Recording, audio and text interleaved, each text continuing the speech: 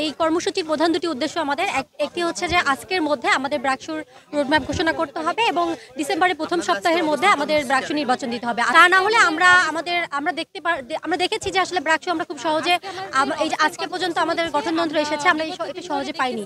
আমরা আমাদের প্রথমে স্মারকলিপি দিয়েছি, আমরা অনশন করেছি, আমরা বিভিন্ন সময় ব্র্যাকসু নিয়ে আন্দোলন করেছি এবং এই পর্যায়ে এসে আজকে আমরা রোডম্যাপ ঘোষণা চাচ্ছি। কখন নির্বাচন হবে এই ব্যাপারে কোনো ধরনের প্রতিশ্রুতি আমরা পাই নাই। আমরা দেখতেছি যে সামনে জাতীয় নির্বাচনকে ঘিরে নানান ধরনের পরিস্থিতি তৈরি হবে। আমরা চাই যে অনতিবিলম্বে বিশ্ববিদ্যালয় কেন্দ্রীয় ছাত্র সংসদের রোডম্যাপ ঘোষণা করা হোক। যদি সেটা না করা হয় তবে শিক্ষার্থীরা তাদের অধিকার আদায় করে নিতে প্রশাসনিক ভবনে আগামীতে তালা ঝুলবে।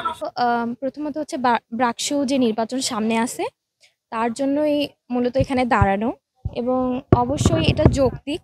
যদি যৌক্তিক না হতো তাহলে তো অবশ্যই ছাত্ররা এখানে দাঁড়াতো না এবং যেহেতু তারা তাদের ভাষ্য অনুযায়ী তারা দীর্ঘদিন থেকে এই আন্দোলন কর্মসূচির সাথে এবং এই বিষয় নিয়ে কথা বলছে, তাহলে অবশ্যই আমি মনে করি যে প্রশাসনিক ভবনে যারা কর্মরত আছেন তাদের অবশ্যই এই বিষয়টি সম্পর্কে আরেকটু সচেতন এবং তাদের কার্যকারিতা আরো দ্রুত বাড়ানো দরকার। প্রায় 22 দিন হতে চলছে বিশ্ববিদ্যালয় প্রশাসন এখন পর্যন্ত তাদের অবস্থান নির্বাচন নিয়ে স্পষ্ট করতে পারে নাই।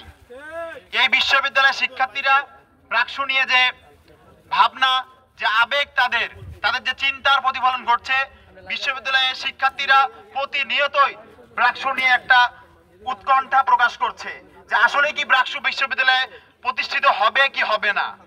আমরা বহুদিন বিশ্ববিদ্যালয় প্রশাসনের কাছে গিয়েছি, তাদেরকে আমাদের দাবি দাওয়াগুলো বলেছি, কিন্তু তারা বারবার হাঙ্গি পাঙ্গি করে আমাদেরকে পার করে দিয়েছে। কোনো হাঙ্গি পাঙ্গি চলবে না। বিশ্ববিদ্যালয় প্রশাসনকে বলে দিতে চাই, এই বিশ্ববিদ্যালয় শিক্ষার্থীদেরকে যদি আপনারা মনে করেন 5 আগস্টের আগের মতো তারা আছে, তাদের মেরুদণ্ড এখনো শক্ত হয়নি, তাহলে আপনারা এখনো বোকার স্বর্গে আছেন। এই বিশ্ববিদ্যালয়ের শিক্ষার্থীরা অধিকার আদায়ের জন্য এখন তাদের মেরুদণ্ড শক্ত করা শিখেছে।